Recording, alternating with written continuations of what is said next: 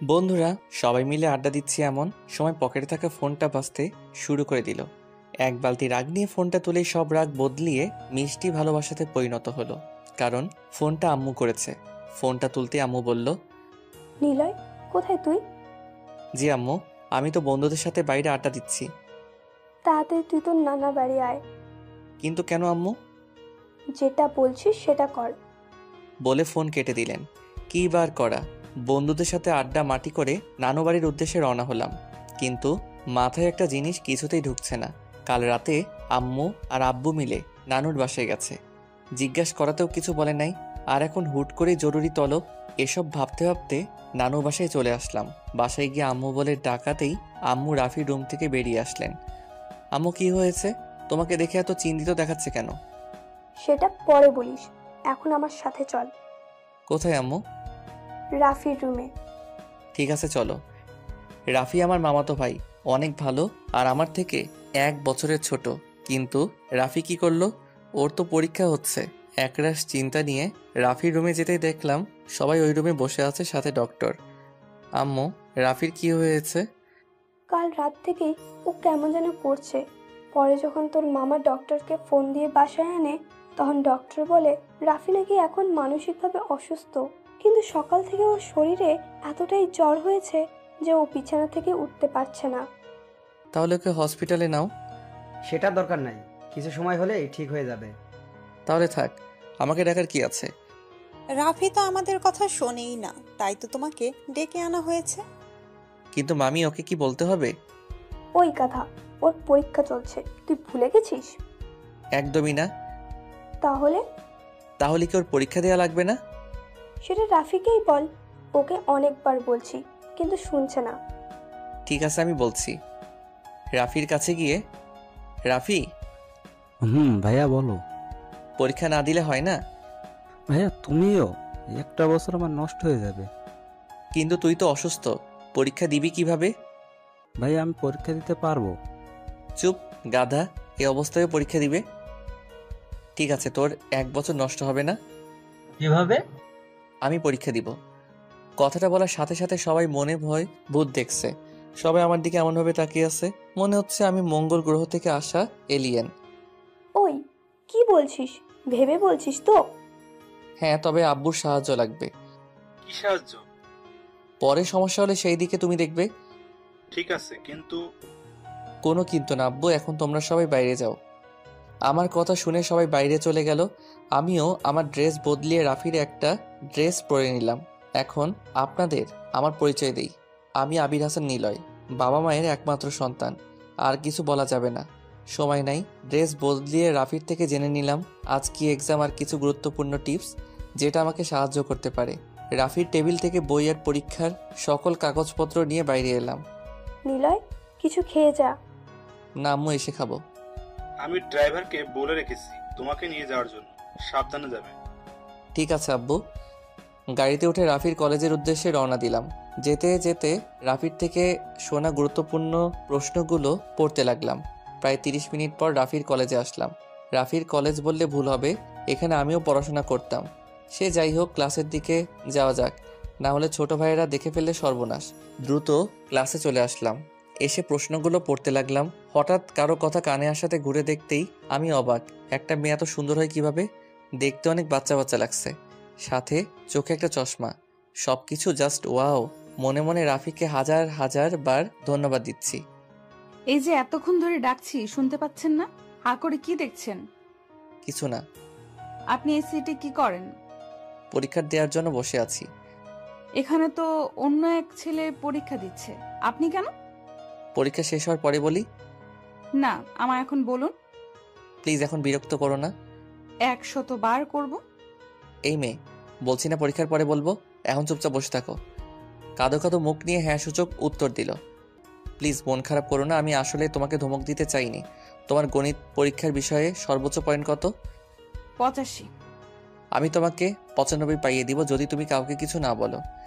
আমার কথা শুনে মেয়েটি আমার দিকে অবাক হয়ে তাকিয়ে রইল। আমি সেদিকে খেয়াল না করে প্রশ্নগুলো পড়ে স্যারের টেবিলে বইটা জমা দিয়ে দিলাম। কিছুক্ষণ পর স্যার এসে খাতা দিতে লাগলো। আমার কাছে আসতেই, নিলয় তুই? ভাই প্লিজ এখন কিছু বলো না, পরীক্ষা শেষ হলে সব বলবো। ঠিক আছে। খাতা নিয়ে লিখতে যাব, তখনই দেখি আমার পাশে বসা মেয়েটা আমার দিকে অবাক হয়ে তাকিয়ে আছে। হয়তো জানতে চাই কে আমি, আর কেনই বা স্যারকে ভাই বললাম। কিছু বলবে? না। তাহলে লেখো, আর কিছু না পারলে আমার থেকে শুনে নিবা, ঠিক আছে? হ্যাঁ। পরীক্ষার প্রায় 2 ঘন্টা হয়ে এসেছে, কিন্তু এর মাঝে মেয়েটি একবারও কিছু জিজ্ঞাসা বা শুনে নেই। হয়তো ভালো ছাত্রী। রাফির কিছু বন্ধু আমার দিকে অবাক হয়ে তাকিয়ে আছে, কারণ তারা সবাই আমাকে চেনে। লাস্ট প্রশ্নটা লিখতে যাব, কিন্তু হঠাৎ করে মেয়েটির দিকে চোখ পড়ল। লেখা বাদ দিয়ে মন খারাপ করে বসে আছে। আমি আবার কি করলাম? আমি তো কিছু করিনি, তাহলে পরীক্ষায় লেখা বাদ দিয়ে বসে থাকার কারণ কি? কিছু বলতে যাব, তার আগেই কলমের হেড কামড়াতে লাগলো। মেয়েটির এমন অবস্থা দেখে না হেসে পারলাম না। ইন্টার 2য় বর্ষের মেয়ে হয়েও বাচ্চাদের মতো করছে। এতটাই মায়াবী লাগছে, মন চাইছে পরীক্ষা রেখে দিয়ে মেয়েটির দিকে তাকিয়ে থাকি। মেয়েটির মায়াবী রূপ দেখে যখন আমি ভাবনার জগতে চলে গেছি, ঠিক তখন মেয়েটির কথা শুনে ভাবনার জগৎ থেকে বের হলাম। হাসছেন কেন? তেমন কিছুই না, মন চাইলো তাই হাসলাম। কত মার্ক কমপ্লিট করছো? 65। তাহলে বসে আছো কেন? লেখো তাড়াতাড়ি। আর মনে পড়ছে না। আপনি যদি ধমক না দিতেন তাহলে আরো করতে পারতাম। আল্লাহ গো, এই মেয়ে কি বলে? আমার জন্য নাকি সে লিখতে পারছে না। তারপর হুট করে মনে পড়ে গেল মেয়েটিকে বলেছিলাম 95 মার্ক পাইয়ে দিব। এত কিছু না ভেবে মেয়েটির খাতা নিয়ে নিলাম। আরে আপনি আমার খাতা নিচ্ছেন কেন? লিখে দিব তাই। জীবনেও না। আমি আপনাকে আমার খাতা দিব না, দিচ্ছি না। কি হচ্ছে এসব? চুপ করো। সরি স্যার, তুই যদি এখন খাতায় লিখতে না দাও তাহলে আবার ধমক দিব। আমার কথা শুনে মেয়েটি চুপ হয়ে গেল। আমার আর 10 মার্ক আছে, এটা তুমি কমপ্লিট করে দাও। আমি তোমাকে সব বলে দিচ্ছি কেমন ভাবে কি করতে হবে, ঠিক আছে? জি। আমি আর কথা না বাড়িয়ে লেখা শুরু করলাম। লিখতে লিখতে হাত ব্যথা হয়ে গেছে। আর আপনারা ভাবছেন আমি এত লিখছি কিভাবে? সেটার কারণ হলো, এর আগেও এই পরীক্ষা দিছি, সাথে আমি ইন্টার থেকে A+ পেয়েছি। যদিও আমি একটু ফাজিল, কিন্তু পড়াশোনা করি। পরীক্ষা প্রায় শেষ, ওয়ার্নিং বেলটাও পড়ে গেছে। হঠাৎ মেয়েটি আমাকে বলল, আর কত লিখবেন? সময় প্রায় শেষ আমার। খাতা আমাকে দিয়ে দিন। আমি আর কোনো কথা না বলে তাকে খাতা দিয়ে দিলাম, কারণ আমার 30 মার্ক করা শেষ। যেটা ওয়াদা দিছিলাম সেটা রেখেছি। হনুমান। কিছু বললে আমাকে? কই না তো। ও ঠিক আছে। পরীক্ষা শেষ, বাইরে এসে ইকবাল ভাইয়ের সাথে কথা বলছি। এমন সময় মেয়েটি আমার সামনে দিয়ে চলে যাচ্ছিল। আমি আর ইকবাল ভাইয়ের সাথে কথা না বলে মেয়েটির পিছু নিলাম। মেয়েটি যে একটু ডেকে কথা বলবো সেটাও হয়ে ওঠেনি, কারণ মেয়েটির নাম এখনো জানি না। এই মেয়ে দাঁড়াও। কাছে গিয়ে, এই যে মিস কানা, এতক্ষণ ধরে ডাকছি, কথা কানে যায় না? আমি আপনার কথা শুনবো কেন? আমি ডাকছি তাই। কে আপনি? তোমার হবু স্বামী। কি? আমার সাথে চলো। না, আপনার সাথে আমি কোথাও যাব না। বলছি না চলো। বললাম তো যাব না। আর একবার না বললে আবার দিব। থাপ্পড় খাওয়ার পরে মেয়েটি গালে হাত দিয়ে মাথা নিচু করে দাঁড়িয়ে আছে। সাথে কিছু ছেলে মেয়ে আমাদের দিকে তাকিয়ে হাসছে, যেটা দেখে আমার খুব বিরক্তি লাগছিল। তাই সবাইকে উদ্দেশ্য করে বললাম, যদি কারো থাপ্পড় খাওয়ার ইচ্ছা না থাকে তাহলে সবাই এখান থেকে চলে যা, না হলে সবাইকে পিটাবো। আমার কথা শুনে সবাই চলে যেতে লাগলো। মেয়েটির দিকে তাকাতেই মনের ভিতরে চিনচিন ব্যথা অনুভব করলাম, কারণ মেয়েটি কান্না করছে। তার থেকেও বড় কথা, মেয়েটির গাল লাল হয়ে গেছে, যা দেখতে খুব খারাপ লাগছিল। মেয়েটি চশমাটা খুলে চোখের জল মুছে দিয়ে বললাম, আমি আসলে মারতে চাইনি। তুমি যদি আমার কথাটি শুনতে তাহলে মারতাম না। এখন চলো। তারপর মেয়েটিকে নিয়ে গাড়িতে উঠালাম। আচ্ছা, তোমার নাম কি? জান্নাতুল মাওয়া, ডাকনাম জান্নাত। বাহ, সুন্দর নাম। তোমার বাসা কোথায়? কলেজের উত্তর পাশে যে একটা ফ্ল্যাট আছে সেটা আমাদের। তোমরা একাই থাকো? না, নিচতলায় ভাড়াটে থাকে। তোমার বাসায় কে কে আছে? আব্বু, আম্মু, ছোট বোন আর আমি। ওয়াও, আমার তাহলে একটা শালিকাও আছে, ভালোই হবে।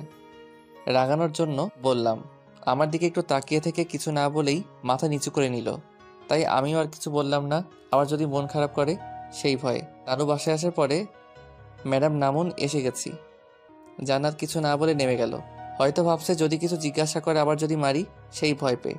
ওকে দেখতে কিছুটা ভীতু দেখাচ্ছে, কিন্তু ওর এই মায়াবী রূপ, সাথে মুখে ভয়ের ছায়া, যা আমাকে বারবার ওর মায়ায় জড়িয়ে যেতে সাহায্য করছে। জানি না ওর মধ্যে কি প্রভু কি এমন লুকিয়ে দিছে, কিন্তু আমি খুঁজে পাচ্ছি না। জান্নাত আমার সামনে এসে দাঁড়াতেই বললাম, চলো আমার সাথে। তারপর জান্নাতকে সাথে নিয়ে নানু বাড়ির ভিতরে ঢুকলাম। আমাকে দেখেই রোহান বলল, ভাইয়া এই আপুটাকে? তোর জানতে হবে না, চল আমার সাথে। কোথায় ভাইয়া? রাফির রুমে।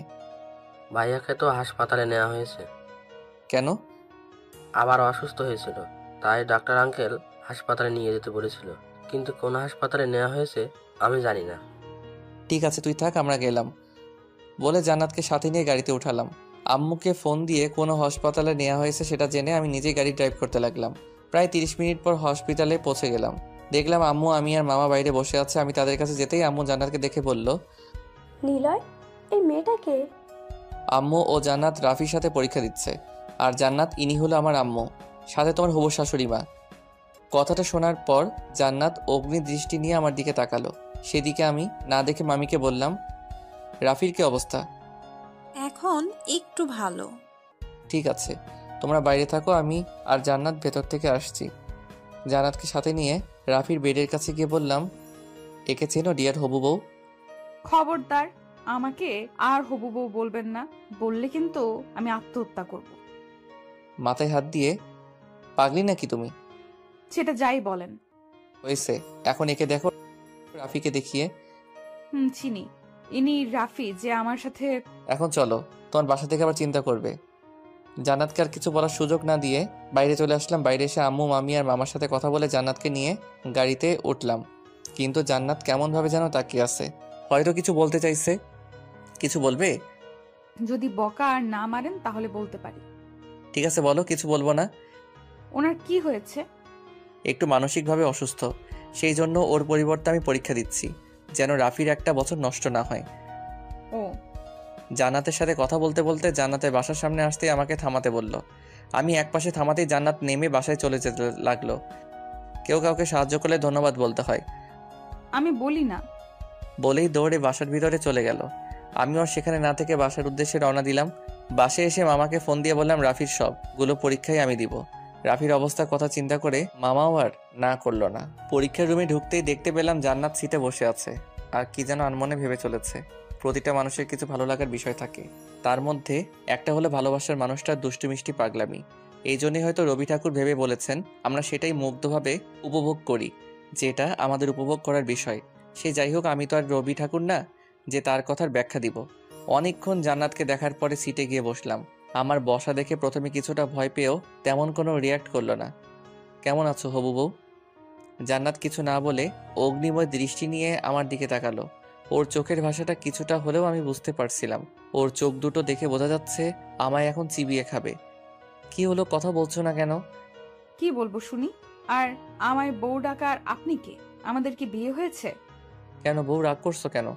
এখন না হয় কিছুদিন পরে ঠিকই বিয়ে হবে। অসম্ভব, আমার জান থাকতে আপনাকে আমি বিয়ে করব না। সেটা না হয় সময় বলে দিবে। জান্নাতের সাথে কথা বলতে বলতে স্যার এসে পরীক্ষার প্রশ্ন আর খাতা দিল। পরীক্ষা শেষ করে আমি জান্নাতের জন্য অপেক্ষা করছি। কিছুক্ষণ পরে জান্নাত রুম থেকে বের হলো। জান্নাত, এদিকে চলো। না, যাব না। আর আজ মারলে আমি বাসায় গিয়ে আম্মুকে সব বলে দিব। জান্নাতের কথা শুনে আমি হাসবো নাকি কান্না করবো ভেবে পাচ্ছি না। এত বড় মেয়ে হয়েও 3-4 বছরের মেয়েদের মতো কথাবার্তা। প্লিজ, তোমার সাথে একটা জরুরি কথা আছে। না, আমি যাব না। আপনার জন্য কাল আমি আম্মুর থেকে বকা শুনছি। আশেপাশে তাকিয়ে দেখলাম ছাত্রছাত্রীর সংখ্যা তেমন কোনো নেই। এই সুযোগটাতে মায়াবতী গালে ছোট্ট একটা ভালোবাসার পরও শেখে দিলাম। চুমুটা দেওয়ার পরে জান্নাত আমার কলার ধরে কলেজের একপাশে নিয়ে গেল। তুই আমাকে চুমু দিলি কেন? ওরে মা, এই মেয়েগুলো কি বলে? যে মেয়েকে কেউ ধমক দিলে চুপ হয়ে যায় সেই কিনা রেগে কথা বলছে, সেটাও আবার তুই করে?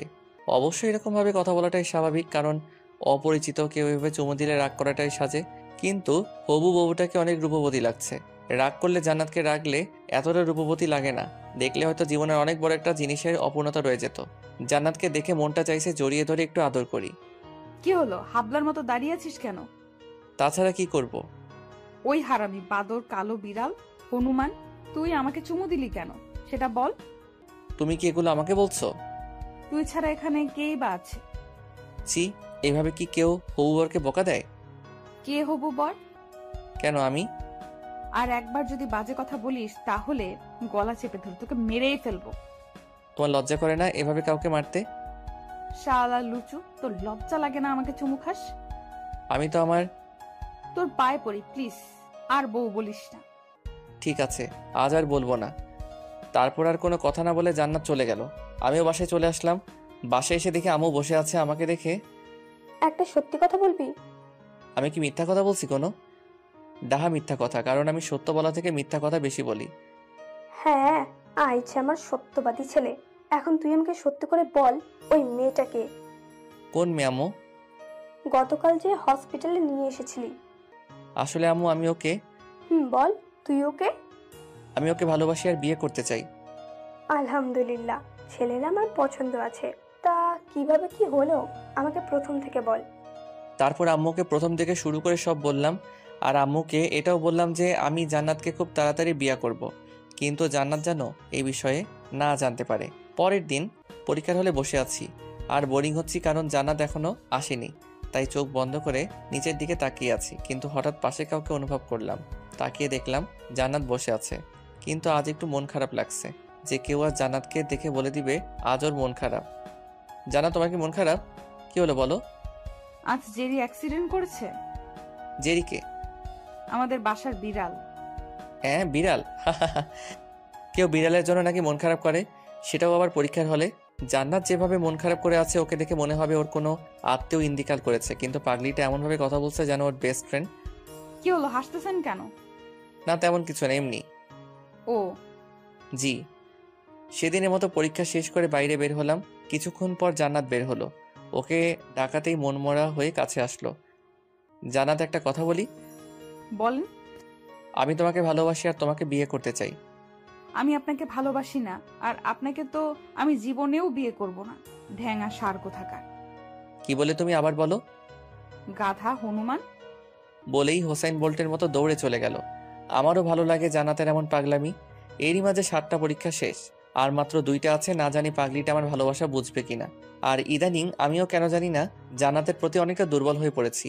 ওকে না দেখলে মনে হয় পৃথিবীটা ধমকে গেছে। মনে হয় বন্দুকের বুলেটগুলো আমার হৃৎপিণ্ডকে ছিন্ন ভিন্ন করে দিবে। রাতে খাবার টেবিলে বসে আছি, এমন সময় আব্বু বলল, নিলয়, তোমার আম্মু যা বলেছে সেগুলো কি সত্যি? কি বলছে আব্বু তোমাকে? তোমার বিয়ের কথা। জি আব্বু, কিন্তু তোমার কাছে একটা অনুরোধ আছে, প্লিজ বলো, রাখবে? বলো। আমি যে জান্নাতকে বিয়ে করছি এটা ওকে বলবে না, সেটার জন্য তুমি যা ইচ্ছা করো। কিন্তু নিলয়। আব্বু, আমি কোনো কিন্তু শুনতে চাই না। আর আম্মু, তুমি তো কিছু বলো। ঠিক আছে, আমি আর তোর আব্বু মিলে জান্নাতের বাবা মায়ের সাথে কথা বলবো। এখন তুই জান্নাতের বাসার ঠিকানা বল। তারপর জান্নাতের বাসার ঠিকানা দিয়ে এসে পড়াশোনা করে ঘুমিয়ে গেলাম। পরের দিন পরীক্ষার জন্য যেতে একটু দেরি হয়ে যায়। হলে গিয়ে দেখলাম জান্নাত সিটে বসে আছে। কি করো? আপনার চোখ নেই? আরে রাগ করছো কেন? জান্নাত, একটা কথা জিজ্ঞেস করি। কি? আমি তোমাকে সত্যি ভালোবাসি, আর আমি তোমাকে বিয়ে করতে চাই। আপনার কি কোনো কথা কানে যায় না? আমি আপনাকে কতবার বলবো আমি আপনাকে ভালোবাসি না, আর আমার প্রাণ থাকতে আমি কোনোদিন আপনাকে বিয়ে করব না। কেন করবে না? তো সাহস কি করে হয় আমাকে স্পর্শ করার, ছোট লোক জানোয়ার? আমি বুঝতেই পারিনি জান্নাত এরকম কোনো কাজ করবে। আশেপাশে তাকিয়ে দেখলাম সবাই আমার দিকে অবাক হয়ে তাকিয়ে আছে।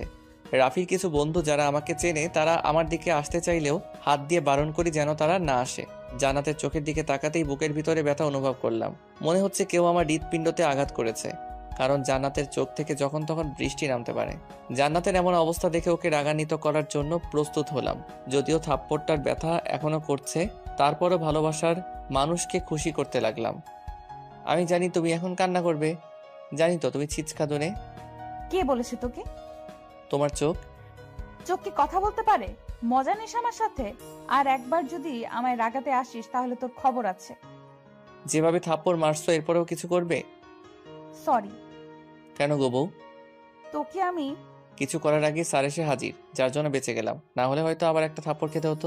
বউটাকে শান্তশিষ্ট লাগলেও ঠিক সেরকম না। যেভাবে থাপ্পড় দিচ্ছে আমার বাপের জন্ম মনে হয় এত জোরে থাপ্পড় খাইনি। সেদিনের মতো পরীক্ষা শেষ করে বাসায় চলে আসলাম।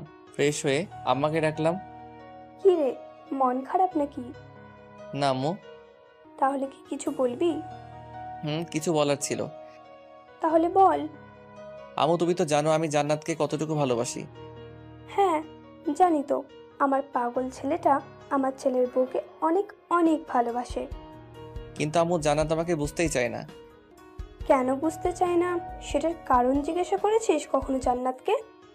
কি জিজ্ঞাসা করব, শুধু থাপ্পড় দেয়। আম্মু তুমি হাসছো কেন? তো নয়তো কি করব? তোর মতো ফাজিল ছেলেকে থাপ্পড় মারে কি কম কথা? আম্মু ঠিক আছে, এখন বল আমাকে কি করতে হবে। কিছু টিপস দাও। তারপর আম্মুর থেকে কিছু টিপস নিয়ে ঘুমিয়ে গেলাম। পরের দিন অর্থাৎ শেষ পরীক্ষা দিতে কলেজে চলে আসলাম। পরীক্ষার হলে ঢুকতে দেখতে পেলাম জান্নাত আজ অনেক হাসি খুশি।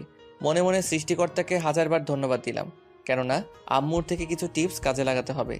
জান্নাতের কাছে যেতেই আমাকে অবাক করে দিয়ে জান্নাত বলল, আপনার সাথে আমার কিছু কথা আছে। বলো। না এখন না, পরীক্ষা শেষ হলে বলবো। জান্নাতকে এত হাসি খুশি দেখে আমারও কেন জানি না অনেক ভালো লাগছিল। তাই জান্নাতকে বললাম ঠিক আছে। পরীক্ষা শেষ করে বাইরে দাঁড়িয়ে আছি, এমন সময় জান্নাত এসে আমার সামনে দাঁড়ালো। বলো কি বলবে? অনেকটা আগ্রহ প্রকাশ করে কথাটি জিজ্ঞেস করলাম। আমার বিয়ে ঠিক হয়ে গেছে। কি তুমি আমাকে মিথ্যা বলছো, তাই না? আপনাকে মিথ্যা বলে আমার কি লাভ? বরং আমার তো আরো ভালো লাগছে। আপনি আমার পিছু নেওয়া বাদ দিবেন, আমাকে আর জ্বালাতে পারবেন না, আমার সাথে আর কথা বলবেন না। এক কথায় আমি এখন অনেক খুশি। জান্নাতের কথাগুলো কেমন যেন বুকের বাঁ পাশে এসে খুব জোরে জোরে আঘাত করছিল। তাই ওকে কথা থামতে বলে আমি বাসায় চলে আসলাম। জান্নাতের কথা শুনে যতটা খারাপ লাগছিল তার থেকেও দ্বিগুণ রাগ হচ্ছিল আব্বু আম্মুর প্রতি। বাসায় এসে ইচ্ছে মতো সবকিছু ভাঙতে শুরু করে দিলাম। এটা অবশ্য নতুন না, এর আগেও অনেকবার ভেঙেছি। আজ একটু বেশি রাগ হচ্ছিল, কারণ তারা আমার সব কথা রাখে, কিন্তু আজ কেন তারা আমার একটা চাওয়া পূরণ করতে পারলো না। এসব ভাবতে ভাবতে যখনই দেয়ালে থাকা আমার একটা ছবিতে বাড়ি দিছি, অমনি ছবিতে থাকা কাচ এসে হাত কেটে দিল, যার জন্য আর কিছু ভাঙতে পারা বয়ে উঠল না। নিজেকে অনেক দুর্বল লাগছিল। কাটা হাত নিয়ে কখন ঘুমিয়ে গেছি নিজেও জানি না। যখন ঘুম ভাঙলো দেখলাম আব্বু আম্মু আমার পাশে বসে আছে আর হাতে ব্যান্ডেজ করা। যখনই উঠতে যাব তখন আব্বু বলল, কি হয়েছে তোমার? এমন পাগলামো করছো কেন? কি হলো বল, কেন করছিস এমন? আব্বু আমি তোমাদের কাছে কি চেয়েছিলাম? কি চেয়েছো? আর তুমি চেয়েছো আমরা দেইনি, এমন কি জিনিস আছে? জান্নাত। জান্নাতের কি হয়েছে? জান্নাতের বিয়ে ঠিক হয়ে গেছে। কি? তার মানে তুই জান্নাতের বিয়ের কথা শুনে এসব ভাঙচুর শুরু করেছিস? হ্যাঁ, তাছাড়া কি করব? নিলয়ের মা, আমি শিওর তোমার ছেলে পাগল হয়ে গেছে। মানে কি বলতে চাইছো তুমি? ঠিকই তো বলছে, তুই একটা পাগল। আম্মু চুপ, তুই জানিস জান্নাতের কার সাথে বিয়ে ঠিক হয়েছে? না। আরে গাধা, তোর সাথেই জান্নাতের বিয়ে ঠিক হয়েছে, সেটাও সামনের মাসের 3 তারিখে। কিন্তু জান্নাত যে বলল।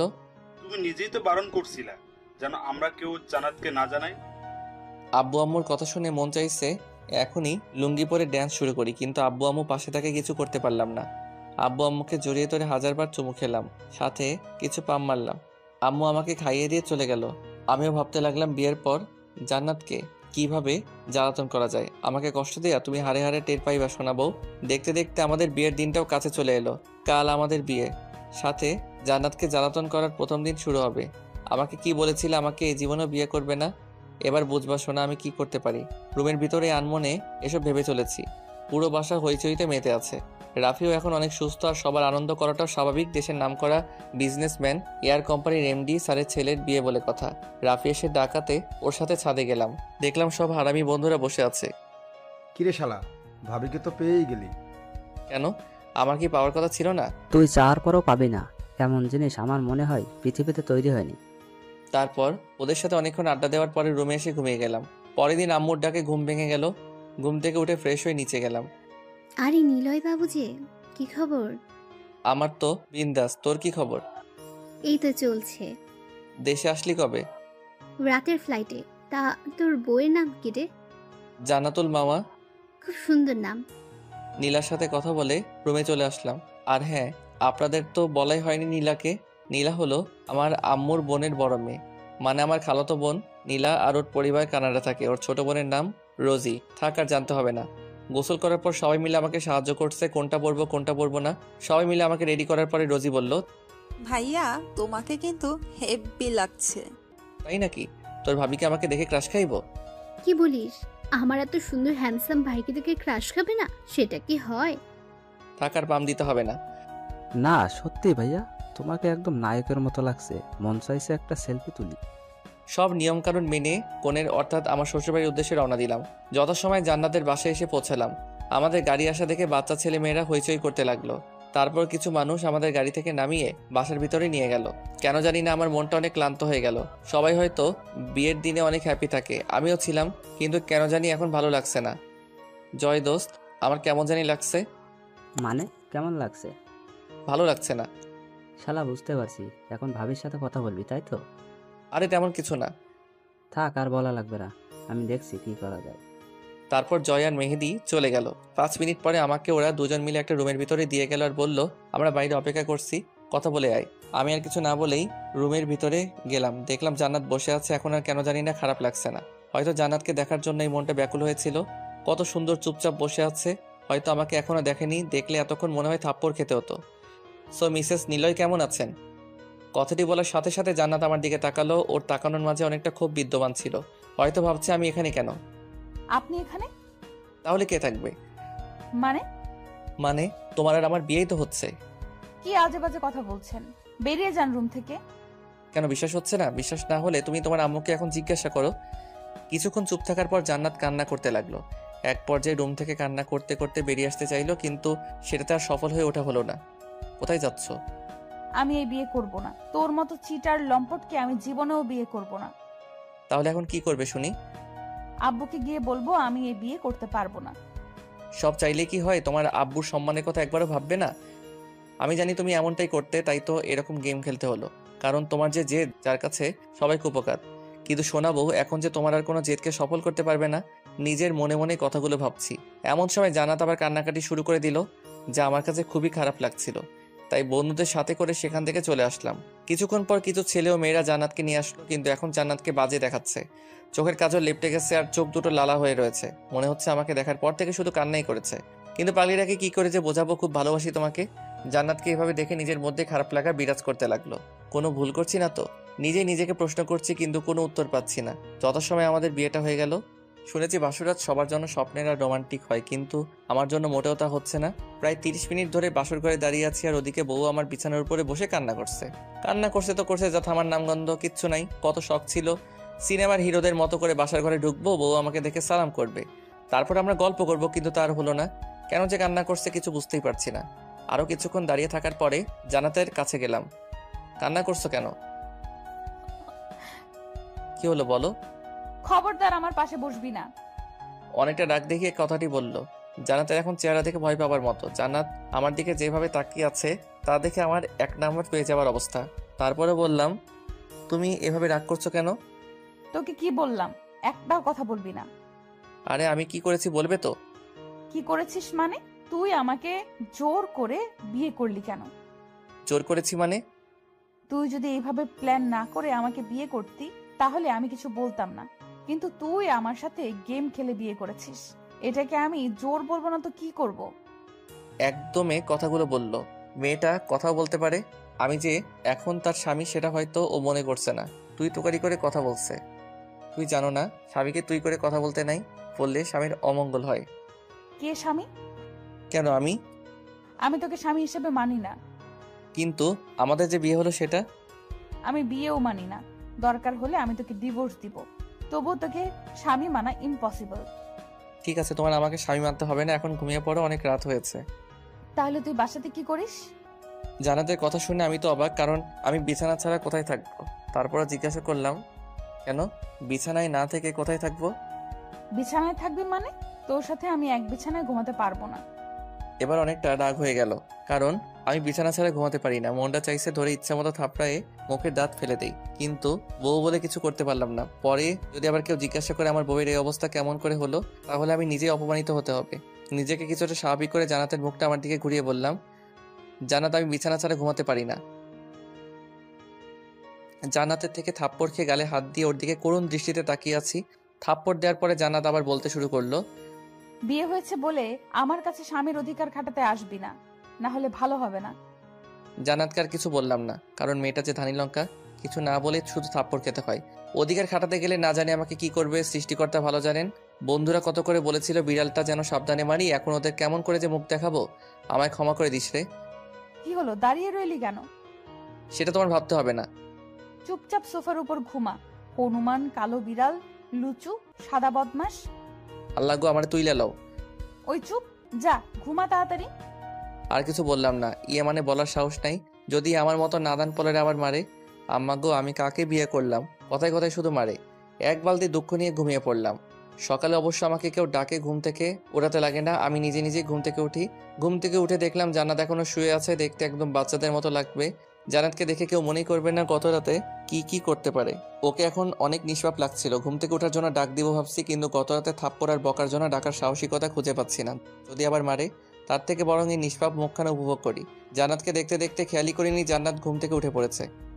ওই হনুমান, কখন থেকে ডাকছি, কানে যায় না? হ্যাঁ, কিছু বললে? তুই আমার রুমে কি করিস? তোমার রুম মানে? কাল যে আমাদের বিয়ে হলে এত তাড়াতাড়ি ভুলে গেলে? জান্নাত আর কিছু না বলে ফ্রেশ হওয়ার জন্য বাথরুমে চলে গেল। কিছুক্ষণ পর ফ্রেশ হয়ে রুমের ভিতরে এলো। নীল রঙের শাড়িতে জান্নাতকে অপরূপ লাগছিল, তার সাথে খোলা চুলগুলো এখনো ভেজাই রয়েছে, যা দেখতে জান্নাতকে নীল পরিদের মতো লাগছে। আয়নার সামনে দাঁড়িয়ে শাড়ি আর চুল ঠিক করতে যখন জান্নাত ব্যস্ত, তখন আমার মনে অন্য চিন্তাভাবনা ঘুরপাক শুরু করে দিছে। মন চাইছে পেছন থেকে জড়িয়ে ধরি। যখনই জান্নাতের কাছে যাওয়ার জন্য পা বাড়ালাম, ঠিক তখনই গত রাতে থাপ্পড়ের কথা মনে পড়ে গালে হাত দিয়ে ফ্রেশ হওয়ার জন্য চলে গেলাম। ফ্রেশ হয়ে রুমে আসতেই অবাক, কারণ বিছানার উপরে আমার ড্রেস রাখা হয়েছে, তার পাশে জান্নাত বসে আছে। মনে মনে ভাবছি হয়তো জান্নাত আমাকে ভালোবাসে, ড্রেসগুলো আলমারি থেকে বের করে রেখেছে যেন এগুলো আমি পরি। ধন্যবাদ সোনা বউ ড্রেসগুলো বের করে রাখার জন্য। বয়ে গেছে আপনার ড্রেস বের করা? তাহলে? আপনার মা এসে আমাকে বলল এগুলো বিছানার উপর রেখে দিতে, তাই রাখছি। এখন চলুন, নিচে আমাদের জন্য অপেক্ষা করছে। জান্নাতের কথা শুনে এখন কেন জানি না অনেক খারাপ লাগে। কি করেছি আমি? শুধু ভালোই তো বেসেছি, আর সেই ভালোবাসাটা নিজে করে পাওয়ার জন্য এক ধরনের জোর করে বিয়ে করেছি। কিন্তু আমি তো ওকে অনেক বেশি ভালোবাসি, কেন বুঝতে চাই না। নিজের মনকে শান্ত করে উত্তর দিলাম, তুমি যাও, আমি আসছি। দুজনকে একসাথে যেতে বলেছে। ঠিক আছে, তুমি একটু অপেক্ষা করো, আমি রেডি হয়ে নিচ্ছি। তারপর ড্রেসটা পরে নিচে চলে এলাম। সবার সাথে কিছুক্ষণ কথোপকথন করে নাস্তা করে রুমে চলে এলাম। কিছুক্ষণ পরে জান্নাত এসে বলল, বিকেলে আমাদের নিতে আসবে। তো আপনি কি যাবেন? হ্যাঁ যাব। হনুমান কোথাকার, কোনো কিছুতেই না বলে না। কি বললে? কিছু না। বউটাও হয়েছে, কখনো তুই আবার কখনো আপনি, না জানি মাথার কোন তার কাটা। শান্তশিষ্ট থাকা তো অনেক কিউট লাগলেও একদমই কিউট না, পেতনি একটা। সর্বদা শুধু বকার মার খেতে হয়। বিকেলে জান্নাতের বাসা থেকে কিছু মানুষ এসে আমাকে আর জান্নাতকে সাথে করে নিয়ে গেল। জান্নাতের বাসার সবাই মিশুক হলেও আমি তাদের মতো না, কেমন যেন সবার সাথে কথা বলতে আমার লজ্জা লাগে। এরই মাঝে জিতু, জান্নাতের ছোট বোন, বয়স আনুমানিক 7 বা 8 হবে, আমার কাছে এসে বলল, দুলাভাই, আপনার কি মন খারাপ? কই না তো। আপনি কারোর সাথে কথা বলছেন না, তাই জিজ্ঞাসা করলাম। না জিতু, আমি আসলে তোমাদের সবার মতো মিশুক না, তাই এখানে বসে আছি। ও, এখন চলেন, রাতের খাবার খাওয়ার জন্য আপনাকে ডাকছেন, সবাই অপেক্ষা করছে। ঠিক আছে চলো। তারপর জিতুর সাথে নিচে গিয়ে রাতের খাবার খেয়ে রুমে চলে আসলাম। আর এখানে শুরু হলো আরেক সমস্যা, কারণ জান্নাতের রুমে কোনো সোফা নেই। কি আর করা, ফ্লোরে ঘুমাতে হবে, কারণ থাপ্পড় খাবার থেকে ফ্লোরে ঘুমানো শতগুণ ভালো। ফ্লোরে বিছানা পারছি, এমন সময় জান্নাত এলো। কি হলো, কি করছেন? বিছানা পারছি। কেন? ঘুমাবো তাই। তোমার রুমে তো আর সোফা নেই যে সোফাতে ঘুমাবো, আর থাপ্পড় খাওয়ার ইচ্ছা নেই, তাই এখানে বিছানা করছি। Good boy. তারপর আর কোনো কথা না বলে ঘুমিয়ে গেলাম। সকালে ঘুম থেকে উঠতেই কণ্ঠটা কেমন যেন গম্ভীর লাগছে, মনটা খারাপ করে বসে আছি। এমন সময় জান্নাত রুমে এলো। কি হলো, বসে আছেন কেন? যান, ফ্রেশ হয়ে নিচে আসুন, সবাই অপেক্ষা করছে। জান্নাতকে কোনো কথা না বলে বাথরুমে ফ্রেশ হতে চলে গেলাম। অন্যদিকে জান্নাতের কথা, কি ব্যাপার, নিলয় আমাকে কিছু বললো না কেন? আমি কি ওর সাথে খারাপ ব্যবহার করছি? কিন্তু এখন তো কিছুই করিনি, তাহলে কিছু বললো না কেন? পরক্ষণেই জান্নাতের মনে পড়ল গত 2 দিন যাবৎ আমার সাথে কেমন ব্যবহার করছে। কিন্তু নিলয় তো আমাকে কিছুই বলে না, বরং সে নিজেই আমাকে রাগানোর জন্য কথা বলে, যেন আমি খুশি হয়ে থাকি।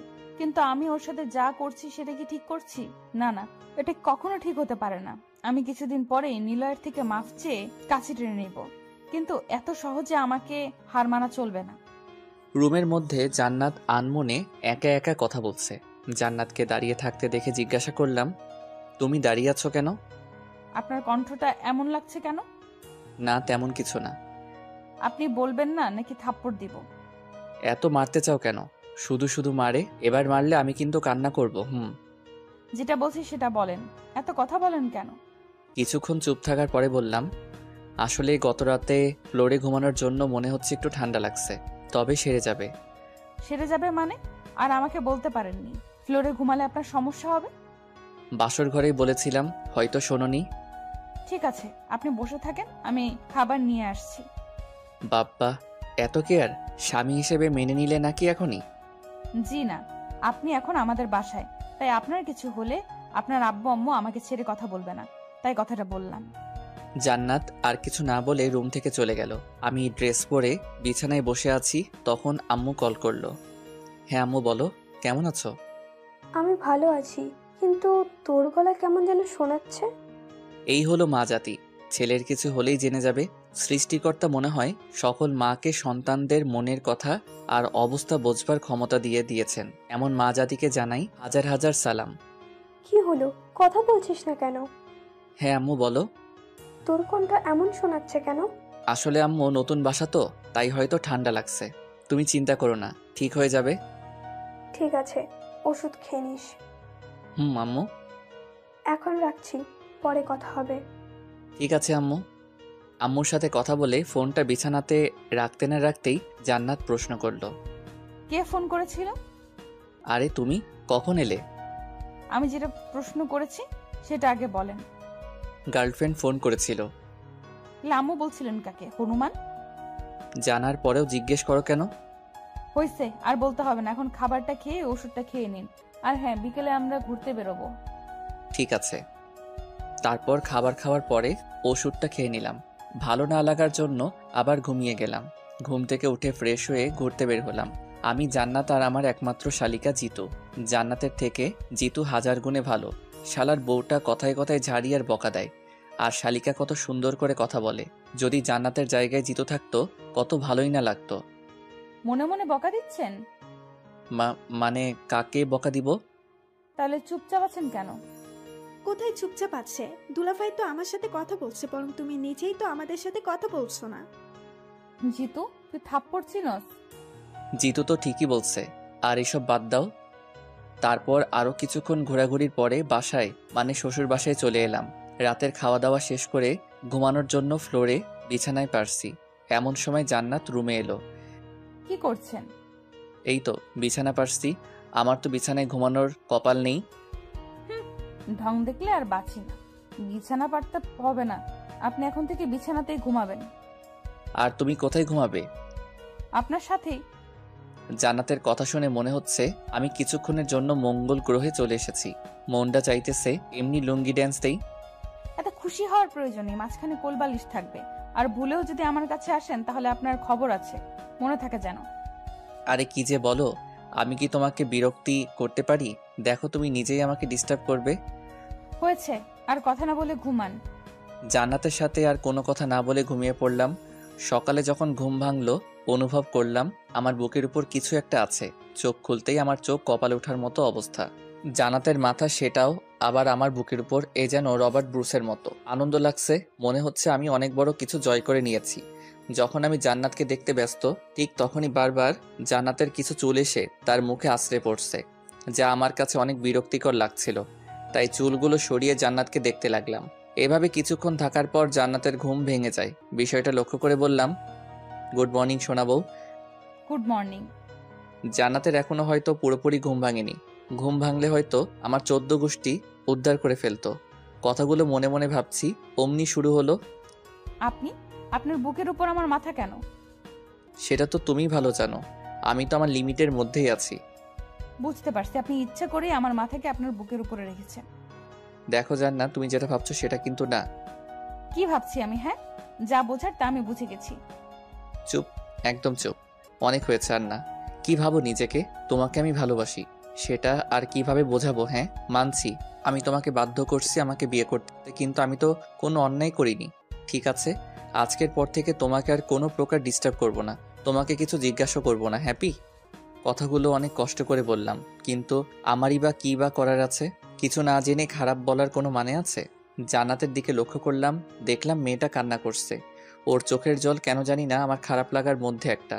আর কিছু না বলে বিছানা থেকে উঠতে যাব, তখন আমি আসলে অমনভাবে কিছু বলতে চাইনি।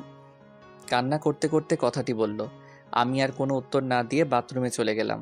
ফ্রেশ হয়ে এসে দেখি জান্নাত এখনো কান্না করছে। ফ্রেশ হয়ে নাও। আমার কথাটা শুনে কান্না থামিয়ে বাথরুমে চলে গেল। আজ সারাদিন জান্নাতের সাথে একবারও কথা হয়নি। বলতে গেলে আমি ইচ্ছা করে কথা বলিনি। আর কি বা কথা বলবো? প্রতিটা কথাতেই অপমান ছাড়া আর কি বা পাই। জান্নাত কেন যে বুঝতে চায় না আমি ওকে কতটুকু ভালোবাসি। মন খারাপ, তাই জয়কে ফোন দিয়ে বললাম, দোস্ত মন খারাপ? কিন্তু কপাল খারাপ হলে আর যা হয়, যা জীবনে খাইনি সেটা খাইতে বলে। মানে সিগারেট, মদ, নেশা জাতীয় কুখাদ্য। রাতে খাবার টেবিলে বসে আছি, এমন সময় শ্বশুর আব্বা বলল, তা বাবা নিলয়, তোমাকে দেখে মনে হচ্ছে তোমার কিছু একটা হয়েছে। কথাটা শুনে হতভম্ব হয়ে গেলাম, কারণ সকাল থেকেই মনটা খারাপ। জান্নাতের দিকে তাকিয়েও কিছুটা অবাক হলাম। আমাকে যে এ ধরনের প্রশ্ন করা হয়েছে, আর অন্যদিকে সে কিছু বলা রেখে খেয়ে যাচ্ছে। মন চাইছে না খাইয়ে মেরে ফেলি।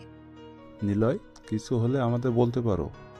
জি মানে আব্বু, ওনার আজ পেট খারাপ, তাই খেতে পারবে না, তাই হয়তো এরকম করছে। আল্লাহ গো, এই মেয়ে কি বলে এসব? এখন মনে হচ্ছে খাওয়াটাও হবে না। তুই আগে বাসায় চল, তারপরে তোকে দেখাচ্ছি। আরে তাই বললে হয় নাকি, কিছু তো একটা খাও। জি আমি খাচ্ছি, প্রচুর ক্ষুধা লাগছে। দুপুরেও সেরকম কিছু খাইনি, তাই কিছু বলার আগে খেয়ে নেয়াই ভালো। অন্তত পক্ষে ক্ষুধা তো কমবে। না থাক, আপনারা খেতে হবে না, পরে আবার যদি পেট খারাপ হয়। ঠিক আছে। কিছু না বলে রুমে চলে আসলাম। যদি আবার অপমান করে, আর আজকে রাতটা পার করতে পারলে হয়। এই বাসায় আর থাকবো না। কেন যে আসতে চেয়েছিলাম। সব কয়েকটা মাথা মোটার দল নতুন জামাইকে না খাইয়ে রাখে। রুমের ভিতরে জান্নাত আর ওর পরিবারকে একা একা বকা দিতে লাগলাম। খবরদার, আমার পরিবারকে আর একটাও বাজে কথা বলতে পারবেন না। বললে কি করবে শুনি? অনেক কিছু করব। জান্নাতের দিকে এগিয়ে যাচ্ছি, আর জান্নাত আস্তে আস্তে পিছু হাঁটছে। একসময় জান্নাত দেয়ালের সাথে আটকা পড়ে যায়। তখন জান্নাতের দুহাত দেয়ালের সাথে লাগিয়ে বললাম, বলো কি করবে? প্লিজ হাত ছাড়ুন, ব্যথা লাগছে। যদি না ছাড়ি? আমারই ভুল হয়েছে। কি ভুল হয়েছে? স্বামীর অধিকার না কাটিয়ে। তবে এখন আমি আমার ন্যায্য পাওনা বুঝে নিতে চাই। আপনার পায়ে ধরি, প্লিজ আমাকে ছেড়ে দিন, হাতে ব্যথা পাচ্ছি। জান্নাতের চোখের দিকে তাকিয়ে দেখলাম ওর চোখে বৃষ্টি জমে আছে, যা যখন তখন নামতে পারে। আর জান্নাতের অমন চেহারা আমার দেখতে ভালো লাগে না, তাই ছেড়ে দিলাম। জান্নাত আমাকে কোনো কিছু না বলেই বাইরে চলে গেল। কিছুক্ষণ পর রুমে আসলো। তবে এবার জান্নাতের ব্যবহার দেখে অনেক বেশি মুগ্ধ হলাম। কারণটা হলো আমার জন্য খাবার নিয়ে এসেছে। খাবারটা খেয়ে নিন। জি না। কেন, আবার কি হলো? দেখুন আমি কিন্তু এবার কিছু বলিনি যে সকালের মতো বকা দিবেন। তারপরেও আমি খাবো না। তবে তবে কি? তুমি নিজের হাতে খাইয়ে দিলে খাইতে পারি। ঢং দেখলে বাঁচি না। আপনি কি বাচ্চা যে খাইয়ে দিতে হবে? ঠিক আছে, আমি তাহলে খাবোই না। আরে খাইয়ে দিচ্ছি তো। তাহলে বসে আছো কেন? তারপর জান্নাত আমাকে খাইয়ে দিতে লাগলো। জীবনের আরেকটা চমৎকার জিনিস উপভোগ করলাম। সেটা হলো বউয়ের হাতে খাবার খাওয়া।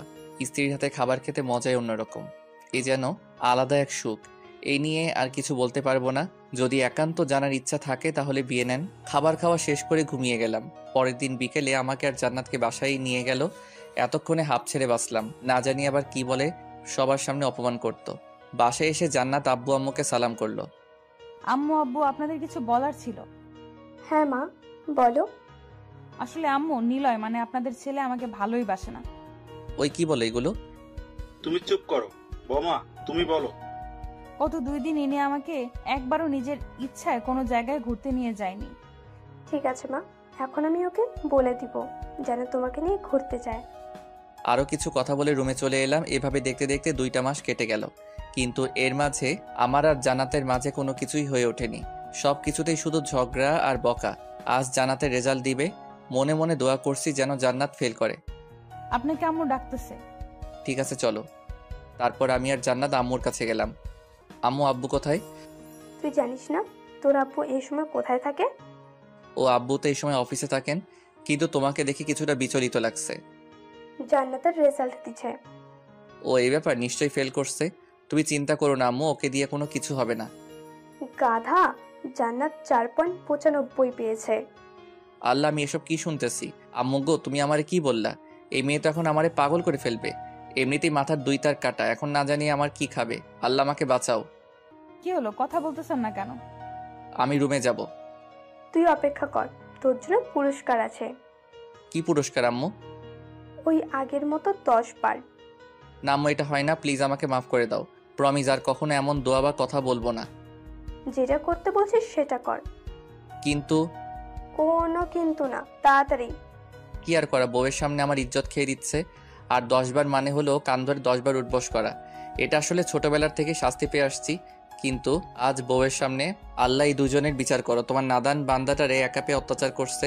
শাস্তি শেষ হওয়ার পরে দেখলাম জান্নাত আর আম্মু হাসাহাসি করছে, তাই জান্নাতকে উদ্দেশ্য করে বললাম, তুমি আগে রুমে আসো, তারপর তোমার হাসি বের করছি।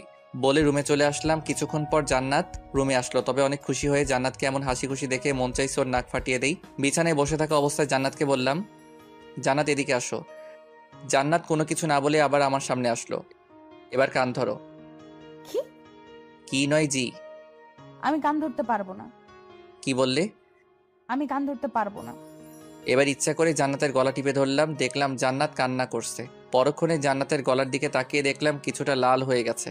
কিন্তু আমি তোকে কষ্ট দিতে চাইনি, আমি তো ওর সাথে শুধু মজা করছিলাম। জান্নাত সোফার উপরে বসে কান্না করছে। এবার নিজেই নিজেকে ধিক্কার দিয়ে বলতে ইচ্ছা করছে, কি করছি আমি? মজা করতে গিয়েও মেয়েটাকে কষ্ট দিলাম। জান্নাত, আমি আসলে তোমাকে কষ্ট দিতে চাইনি, আমি শুধু মজা করতে চাইছিলাম। জান্নাতের সামনে বসে বললাম। জান্নাত প্লিজ কান্না করো না। কি চান আপনি? জান্নাত তুমি এভাবে কথা বলছো কেন? জান্নাত, আমি আর আপনার সাথে থাকতে পারবো না। থাকতে পারবে না মানে? আপনি আমাকে ডিভোর্স দিবেন। কি বলছো তুমি এসব? আমি ঠিকই বলছি। বলে চোখ মুছতে মুছতে রুমের বাইরে চলে গেল। কি হচ্ছে এসব আমার সাথে? এইটুকুতেই জান্নাত রেগে গেল, কিন্তু আমি তো শুধুই মজা করতে চাইছিলাম। না, মাথা কাজ করছে না। বাজারে চলে আসলাম ঘোরাঘুরি করে। রাত 12টার সময় বাসায় গেলাম। কলিং বেল বাজাতেই আম্মু দরজা খুলে দিল, সাথে শুরু করে দিল, এত রাত অব্দি কোথায় ছিলি? আর তোর ফোন বন্ধ কেন? কি হয়েছে? না কিছু না। কি হয়েছে নিলয়, বল আমাকে। আম্মু কিছু হয়নি, এমনি ভালো লাগছে না। আম্মুকে আর কিছু বলার সুযোগ না দিয়ে রুমে চলে আসলাম। এসে দেখি জান্নাত ঘুমিয়ে আছে। কিছুক্ষণ ওর দিকে তাকিয়ে থাকতে থাকতে কখন যে চোখ দিয়ে জল গড়িয়ে পড়ছে বুঝতেই পারিনি। কেমন যেন মাথাটা ধরে আসছে, মনের ভিতরে বিষণ্ণতা ভরপুর করছে। সোফার উপরে বসে পড়লাম। জান্নাতের কথাগুলো এখনো কানে শুনতে পারছিলাম। ডিভোর্স। জান্নাত আমাকে এতটাই ঘৃণা করে যার কারণে আমাকে ডিভোর্স দিয়ে দিবে। হয়তো আমি ওর জন্য নয়, আমি ওর যোগ্যই না। ঠিকই তো, আমি তোকে বাধ্য করেছি আমাকে বিয়ে করতে। এটা তো জোর করে বিয়ে করা বোঝায়। ঠিক আছে, আমি তোমার জীবন থেকে চলে যাব। শুধু তোমার একার জীবন থেকে নয়, সবাইকে ছেড়ে চলে যাব অচিন দেশে, যেখান থেকে চাইলেও কেউ ফিরে আসতে পারবে না। আজকে চোখটাও বাদ মানছে না, সেই কখন থেকে জল পড়েই চলেছে। উঠে দাঁড়িয়ে জান্নাতের মাথার কাছে বসলাম। কেমন নিষ্পাপ চেহারাটা, আর তাকে কিনা আমি কষ্ট দেই। জান্নাতের মাথায় হাত দিয়ে বললাম, জানো জান্নাত, আমি অনেক খারাপ, অনেক পচা। শুধু শুধু তোমাকে কষ্ট দেই। তোমাকে কত কিছু বলতাম, তোমার মাথার তার নাকি কাটা। কথাটা বলেই হেসে দিলাম। আবার বলতে শুরু করলাম, জানো জান্নাত, আমি তোমাকে ছাড়া কখনো থাকতে পারবো না, আর তোমার কথাও ফেলতে পারবো না। জানো, তুমি যখন আমাকে অপমান করতে খুব খারাপ লাগতো, কিন্তু পরক্ষণেই যখন মজা করতে তখন সব খারাপ লাগা হারিয়ে গিয়ে ভালোবাসা খুঁজে পেতাম। তোমার কোনো দোষ নেই, সব দোষ আমার। আমি হয়তো তোমার যোগ্য ছিলাম না, হয়তো এখনো না, আর আমার মনে হয় পরবর্তীতেও আমি তোমার যোগ্য হতে পারবো না। এইটুকু বলেই থেমে গেলাম। ভিতরে থেমে কথা বের হচ্ছে না। অনেক কষ্ট লাগছে কথা বলতে, আর পারছি না। জান্নাতের কপালে একটা চুমুকে পাশের রুমে চলে আসলাম, কারণ আমি জানি জান্নাতকে আমি যত দেখব ততই আমি দুর্বল হয়ে পড়ব। মনে মনে ঠিক করলাম 6 মাস পরে আমি জান্নাতকে ডিভোর্স দিয়ে দিব। বিছানায় শরীরটা এলিয়ে দিতেই ঘুমিয়ে পড়লাম। ঘুম ভাঙতেই গেল, চোখ খুলে দেখলাম আম্মু আব্বু আর জান্নাত পাশে দাঁড়িয়ে আছে। জান্নাতের দিকে তাকিয়ে দেখতে পেলাম জান্নাত কান্না করছে। হয়তো গতকালের ঘটনাটা এখনো মনে করে কান্না করছে। আমি কিছু বলতে যাব তার আগে আব্বু বলল, নিলয়, তোমার এমন অবস্থা কি করে হলো? মানে কি হয়েছে আমার? কি হয়েছে মানে? তোর হাতে যে স্যালাইনের সুচ লাগানো, সেটার প্রতি খেয়াল আছে? কি হয়েছে বাবা তোর? প্লিজ আমাদের বল। এতক্ষণ খেয়ালই করিনি আমার হাতে সুচ লাগানো, কিন্তু আমার হঠাৎ এই অবস্থায় আমি নিজে অবাক হচ্ছি। কি হয়েছে আমার? আম্মু, আমার কি হয়েছে? সেটা তো আমরা তোর থেকেই শুনতে চাইছি। মানে কি বলতে চাইছো তুমি?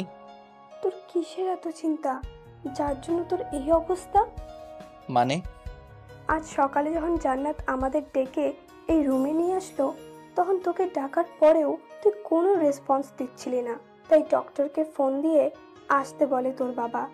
ডক্টর এসে বলল তুই নাকি অতিরিক্ত চিন্তা করছিস, তাই তুই নাকি মানসিকভাবে অসুস্থ। এখন বল তোর কি হয়েছে? আম্মু, আমার কিছু হয়নি, তুমি একদম চিন্তা করো না। আর এখন তোমরা যাও, আমি একটু বিশ্রাম করব। আমার কথা শুনে আব্বু আম্মু চলে গেলেও জান্নাত আমার দিকে করুণ আর্তনাদে তাকিয়ে আছে। জান্নাত, আমি আসলে সরি তোমার সাথে জোর করে বিয়ে করার জন্য, কিন্তু আমি তোমাকে সত্যি অনেক বেশি ভালোবাসি। জান্নাত কিছু না বলেই দৌড়ে রুম ত্যাগ করলো।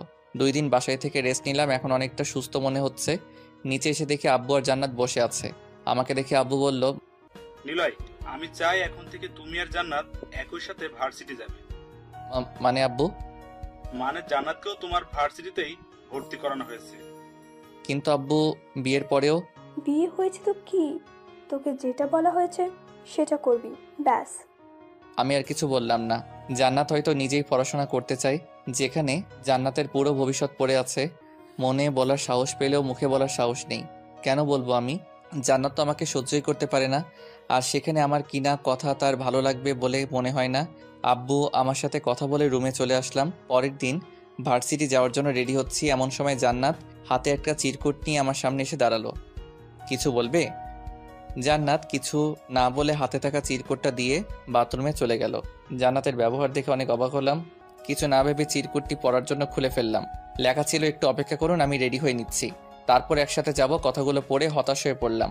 আমাকে তুমি এতটাই ঘৃণা করো যার জন্য সামান্য কথাটা অবধি বলতে পারলে না? চিরকুটটা হাতে নিয়ে এসব ভাবছি, এমন সময় জান্নাত এলো। ওকে সাথে করে নিচে গেলাম। আব্বু আম্মুর সাথে কথা বলে ভার্সিটির উদ্দেশ্যে রওনা হলাম। বাসা থেকে ভার্সিটির দূরত্ব কম হওয়ায় তাড়াতাড়ি চলে এলাম। তারপর জান্নাতকে তার রুমটা দেখিয়ে বন্ধুদের কাছে এলাম। সবাই মিলে আড্ডা দিচ্ছি, এমন সময় দেখলাম জান্নাত আমাদের দিকে আসছে। একটু শুনবেন? হ্যাঁ বলো। ওই যে দেখছেন কিছু ছেলে দাঁড়িয়ে আছে? কেন, কি হয়েছে? আমাকে দেখে অনেক বাজে বাজে মন্তব্য করছে। জান্নাতের কথা শুনে মাথায় আগুন জ্বলে গেল। সাকিবের হাতে থাকা স্ট্যাম্প নিয়ে দৌড়ে ছেলেগুলোর কাছে এলাম।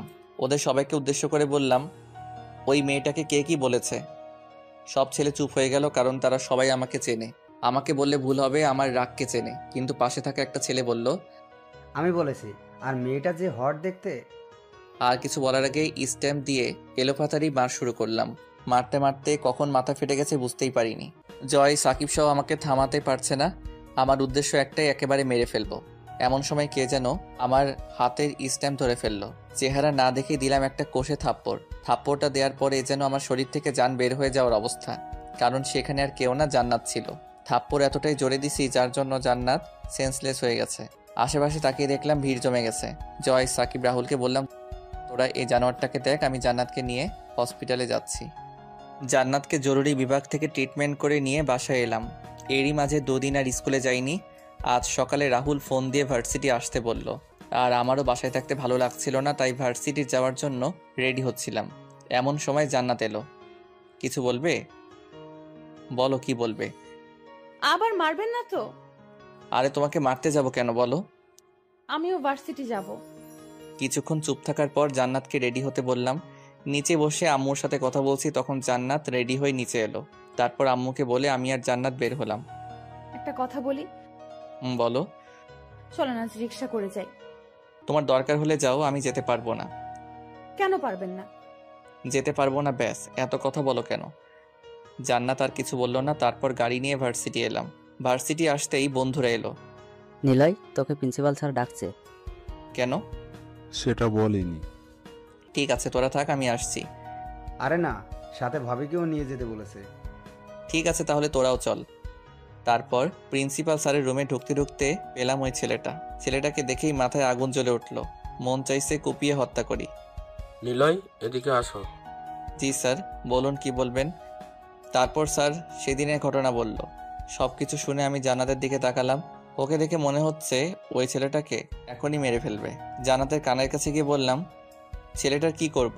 ভার্সিটি থেকে কি বের করে দিব? হ্যাঁ, যেন কোনো মেয়ে আর এরকম জানোয়ারদের মুখে বাজে মন্তব্য না শুনতে হয়। আমাদের দুজনের কথা বলা দেখে সাকিব চুপ করতে বলল, তাই আর কোনো কথা বললাম না। নিলয়, এখন তুমি কি চাও? স্যার, ছেলেটা আমার স্ত্রীকে বাজে মন্তব্য করেছে, এর জন্য সে উপযুক্ত শাস্তিও পেয়েছে। কিন্তু সেদিন আমি ছিলাম বলে আর কিছু করতে পারিনি। কিন্তু যদি অন্য কোনো দিন অন্য কোনো মেয়েকে বাজে মন্তব্য করে, তাহলে তাদের কি হবে? তাই আমি আর জান্নাত চাই এরকম ছেলেদের আমাদের ভার্সিটি থেকে বের করে দেন। ঠিক আছে, তাই হবে। এখন তোমরা যাও। প্রিন্সিপাল স্যারের রুম থেকে বেরোতেই রিয়ার সাথে দেখা। আরে নিলয়, কেমন আছিস? ভালো, তুই কেমন আছিস? ভালো, চল সবাই মিলে মাঠে গিয়ে আড্ডা দেই। ঠিক আছে, তোরা যা, আমি জান্নাতকে রুমে দিয়ে আসছি। আর শোন, ওই জামরুল গাছটার কাছে গিয়ে বস, তাহলে সুবিধা হবে। সুবিধা মানে? এসে বলছি। তারপর ওদের সাথে কথা না বাড়িয়ে জান্নাতকে ওর রুমে দিয়ে আড্ডা দেওয়ার জন্য চলে গেলাম। এসে দেখলাম সবাই বসে আছে, সাথে কিছু পেতনিও। কি রে শালা, কোথায় থেকে উদয় হইলি? চুপ শালি, তোর লজ্জা করে না এসব বলতে? এ আইসে সাধু, যখন তুই আমাদের বলিস তখন সেগুলো কি হয় শুনি? এই তোরা চুপ করবি? আর নিলয়, তুই আগে বল, এখানে বসে আমাদের কি সুবিধা? আরে তোদের না, শুধু আমার। মানে হলো ওই যে দেখছি রুমটা, ওইটা হচ্ছে জান্নাতদের। আর এখানে বসেছি এই জন্যই যেন জান্নাতের রুমটা দেখতে পারি। তাই বল।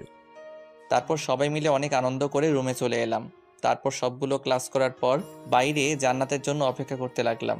কিছুক্ষণ পর জান্নাত এলো, কিন্তু জান্নাতকে দেখে মনে হচ্ছে অনেক রেগে আছে। মনে মনে ভাবলাম হয়তো স্যার বকা দিয়েছে। ভালোই হয়েছে, ভার্সিটি আসার শখ মিটে গেছে। কাল থেকে তো আর ভার্সিটি আসবে না, ভালোই হয়েছে। এসব ভাবছি আর মুচকি হাসছি। গাড়ির সামনে এসে জান্নাতকে বললাম, গাড়িতে ওঠো। কি হলো, ওঠো। রিক্সা ছাড়া যাব না। জান্নাতের কথাগুলো শুনে মনটাই চাইতেছে ধরে একটা আছাড় মারি। নিজেকে স্বাভাবিক করে বললাম, রিক্সায় না গেলে হয় না? থাক তুই তোর গাড়ি নিয়ে, আমি চললাম। বলেই সামনের দিকে হাঁটা ধরলো। কি আর করা, ড্রাইভারকে ফোন দিয়ে বললাম ভার্সিটি থেকে যেন গাড়িটা নিয়ে যায়। কথা বলতে বলতে দেখলাম জান্নাত একটা রিক্সায় উঠে পড়েছে। দৌড়ে রিক্সার কাছে গেলাম। যখনই উঠতে যাব তখনই জান্নাত ধাক্কা দিয়ে সরিয়ে দিল। যা বাবা, এখন আবার কি করলাম? আরে এখন আবার এমন করছো কেন? তুই তোর গাড়ি নিয়ে বাসায় যা, এখানে কি করতে আসছস? যা ভাগ এখান থেকে। এই তুমি আমাকে তুই করে বলছো কেন? আমার মুখ আমি বলতে পারি। জান্নাতের কথা শেষ হতে আমি রিক্সায় উঠে বসলাম। তারপর রিক্সাওয়ালা মামাকে বললাম চালাতে। এখন বলো তুমি রাগ করছো কেন? কি হলো বলো। খবরদার আমাকে স্পর্শ করবি না। ঠিক আছে, আমি তাহলে নেমে যাচ্ছি। একদম না, চুপচাপ বসে থাক। তাহলে বলো কি হয়েছে? আমার দিকে জান্নাত কিছুক্ষণ তাকিয়ে থাকার পর কান্না করে দিল আর বলতে লাগলো, তুই এমন কেন? হ্যাঁ, কি কথা থাকে ওই মেয়ের প্রতি? কই, আমার সাথে তো কখনো অনেকক্ষণ বসে থাকিস না, আমার সাথে তো কখনো হেসে হেসে কথা বলিস না, তাহলে ওই মেয়েদের প্রতি তোর কি এমন কথা থাকে যে এত হাসাহাসি করিস? ও এই কথা। আর আমি তো অন্য কিছু ভেবেছিলাম। কি ভেবেছিলেন?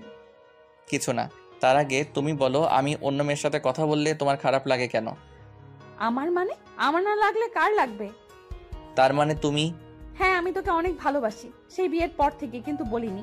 যখন আপনি আমাকে মজা করার সময় গলা টিপে ধরেন তখন আমার অনেক কষ্ট হচ্ছিল, তাই ওইসব বাজে কথা বলেছিলাম।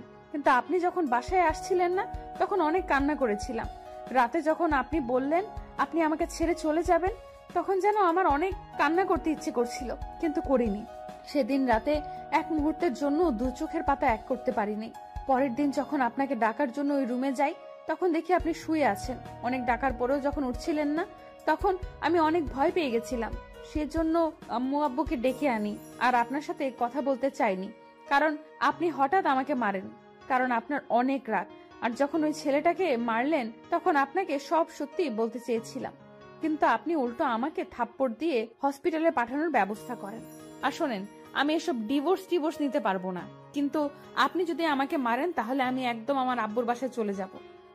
জান্নাতের কথা শুনে আমি তো রীতিমতো অবাক। কি বলে মেয়েটা? আমাকে কষ্ট দেওয়ার জন্য এসব করেছে? জান্নাতের কথা শুনে চোখ দিয়ে জল গড়িয়ে পড়লেও মুচকি হেসে জান্নাতকে জড়িয়ে ধরলাম। ঠিক আছে পাগলি, আর কখনো তোমাকে কষ্ট বা মারবো না, শুধু আদর করব। মনে থাকে জানো, আর যদি আপনি কখনো কষ্ট দেন তাহলে তোমার খবর আছে। কিন্তু তুমি আমাকে আপনি না তুমি বললে। দুটোই বলছি, এখন থেকে তুমি বলবো। তারপর জান্নাতের সাথে কথা বলতে বলতে বাসায় চলে এলাম।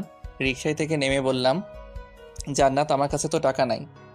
তো আমি কি করব? আমি কি তোমাকে বলেছিলাম রিকশায় উঠতে বলেছিলাম?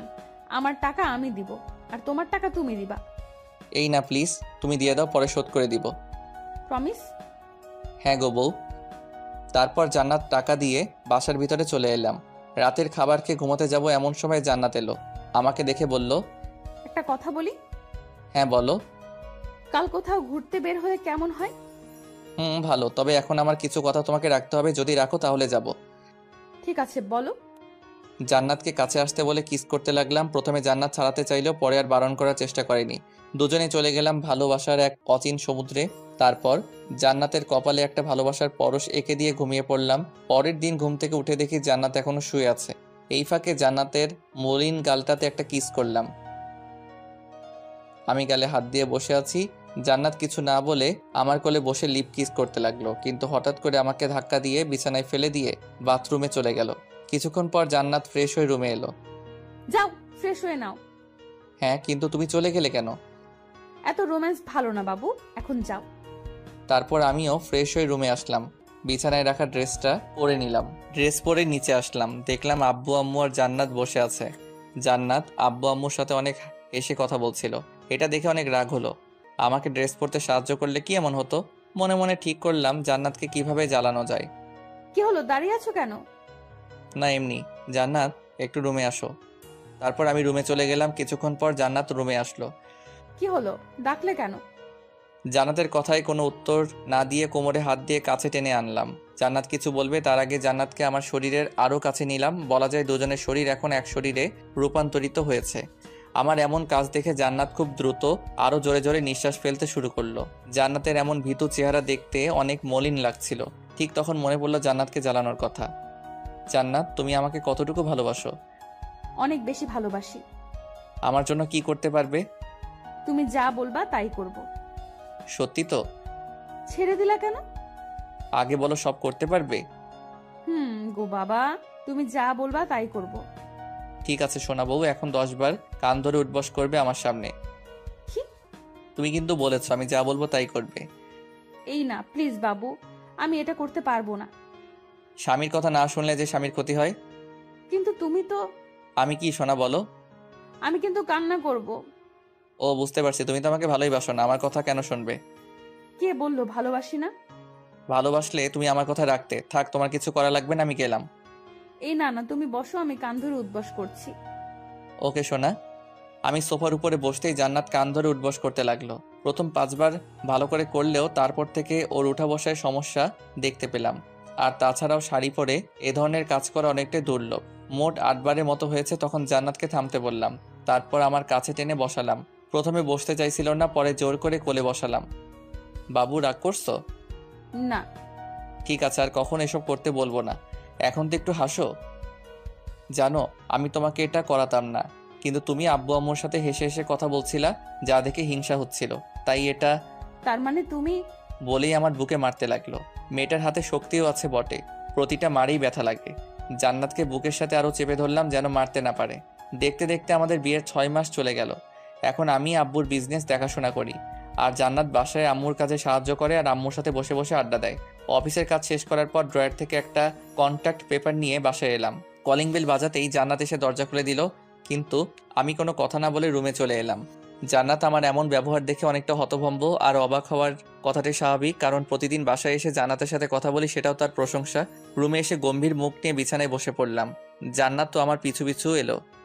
অফিসে কি কিছু হয়েছে? না। তাহলে এইভাবে বসে আছো কেন? হাতে থাকা কাগজটা ওর দিকে বাড়িয়ে দিলাম। কি এটা? আমাদের ডিভোর্স পেপার। কথাটা শোনার সাথে সাথে জান্নাতের মাথায় যেন আকাশ ভেঙে পড়ল। হাতে থাকা কাগজটা ফ্লোরে পড়ে গেল। জান্নাতের দিকে তাকিয়ে দেখলাম আমার দিকে করুণ চাহনিতে তাকিয়ে আছে। আমি সাইন করে দিছি, এখন তুমি করলেই হবে।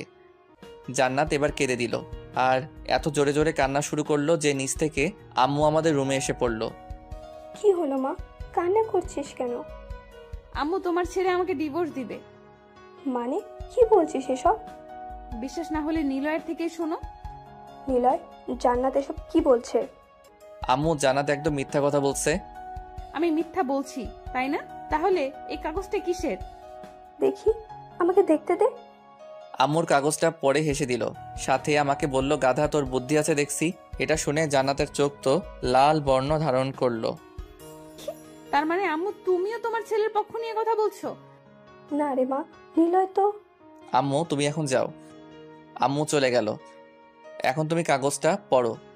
কাগজটা পড়ে হেসে দিল, কারণ কাগজটায় লেখা ছিল, যদি আমাদের মধ্যে কখনো ঝগড়া হয় তাহলে সেটা রাতের মধ্যেই ক্লিয়ার হয়ে যাবে, আর যদি কখনো বিচ্ছেদের কথা ওঠে তাহলে আমাদের মধ্যে যতদিন না অবধি 50টা সন্তান না হয় ততদিন আমাদের বিচ্ছেদ হবে না। তারপর জান্নাত কন্ট্রাক্ট পেপারে সাইন করে দিয়ে আমার বুকে মুখ লুকিয়ে কান্না করতে লাগলো। আরে পাগলি, কান্না করছো কেন? আমি অনেক ভয় পেয়ে গেছিলাম। তুমি এখন প্রমিস করো এমন ভয় আর কখনো দেখাবা না। ঠিক আছে, এই কান ধরে বলছি, এমন কাজ আর দ্বিতীয়বার আর কখনো করব না। হনুমান বর আমার। পাগলি। তারপর রাতের খাবার শেষ করে রুমে চলে এলাম। কিছুক্ষণ পর মহারানীর আগমন হলো, মানে জান্নাত এলো। আচ্ছা শোনো না। কি বলো? চলো আজ ছাদে গিয়ে রাতের আকাশটাকে উপভোগ করি, অনেক ভালো লাগবে। ঠিক আছে চলো। জি না, তুমি আমাকে কোলে করে নিয়ে যাবা। কি, তোমার মতো আটার বস্তাকে কোলে নিয়ে উপরে গেলে আমি একদম উপরে চলে যাব। চুপ গাধাটা, যেটা বলছি সেটা করো। কি আর করা, বউকে করে নিয়ে ছাদে উঠতে হলো। ছাদে দোলনা থাকে, দোলনার কাছে গেলাম। আগে জান্নাত দোলনার উপরে বসলো। তুমি আমার কোলে মাথা রেখে শুয়ে পড়ো। না থাক, এত ভালোবাসা দেখাতে হবে না, পুরো মাজাটাই ব্যথা হয়ে গেছে। ঠিক আছে, তাহলে আমি রুমে চলে গেলাম। আরে আরে সোনা বউ, কই যাও? আমি তো শুধু মজা করছিলাম। তুমি বসো আর আমায় আদেশ করো, আর সেগুলো আমি পালন করি, ঠিক আছে? পাগল। আর তুই আমার পাগলি। হনুমান একটা। তুমি যেসব বলো, তোমার লজ্জা করে না? লজ্জা কিসের? আমার বরকে আমি বলবো, তাতে লজ্জা পাওয়ার কি আছে? দরকার পড়লে আরো কিছু বলবো। তোমার কোনো সমস্যা? না, আমার কি সমস্যা হবে? ঠিক আছে, তাহলে আরো বলছি। ডায়নোসর, কালো বিড়াল, হারামি, গুন্ডা, লুচ্চা, বদমাস। আরো কিছু বলবে তার আগেই জান্নাতের মুখটা বন্ধ করে নিলাম। আপনার আবার ভাইবেন না কিস করছি, হাত দিয়ে মুখ চেপে ধরছি যেন আর না বলতে পারে। জান্নাত কিছুক্ষণ চেষ্টা করার পরেও যখন পেরে উঠছিল না, ঠিক সেই সময় হাতে কামড় দেয়। আউচ! কামড় দিলে কেন? 100 বার দিব। তুমি আমার মুখ চেপে ধরে রাখবে আর তোমাকে কিছু বলবো না? এটা কি হয় সোনা? দেখো তো হাত কি হয়ে গেল। ওলি আমার বাবুটে লে। আচ্ছা কাছে আসো, এখন তোমায় একটু আদর করি। না থাক, আমার আদর লাগবে না। আরে আসো তো আগে। থাক, আপনাদের আর জানতে হবে না। আর তাছাড়া আমার লজ্জা লাগছে। এই যে বন্ধুরা, শুনছো? নতুন নতুন রোমান্টিক ভালোবাসার গল্প পেতে ও শুনতে চাইলে আমাদের আমিনুল লাভ স্টোরি চ্যানেলটি সাবস্ক্রাইব করে বেল বাটনটি অন করে দিও। লাইক কমেন্ট করতে মোটেও ভুলবে না কিন্তু। ধন্যবাদ সবাইকে।